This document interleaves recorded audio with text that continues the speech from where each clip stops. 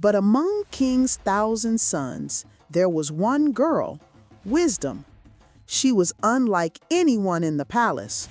While her brothers trained with swords, memorized the king's laws, and learned to bow without question, Wisdom did something different. She asked questions.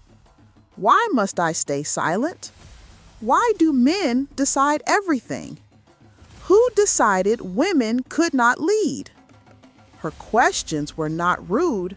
They were full of curiosity, wonder, and the kind of sharp intelligence that could light up a room or frighten a king.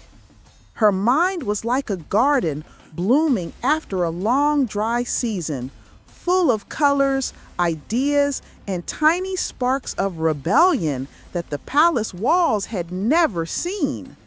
Every day she discovered something new.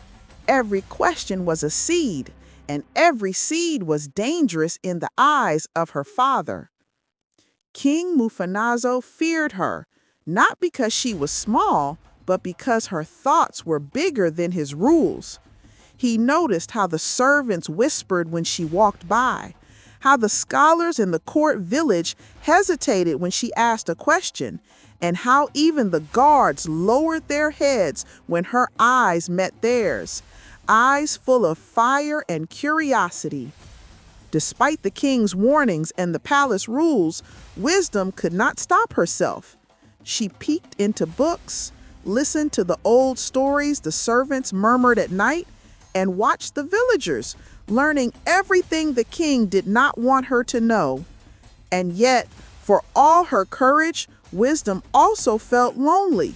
She was different, and sometimes it felt like no one in the palace could understand her.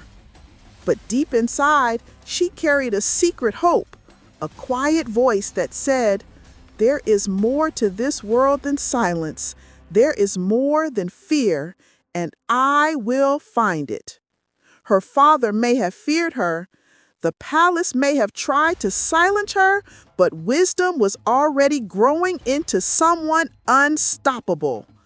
Wisdom was just a girl in a palace full of rules, but she was also a spark in a land of darkness.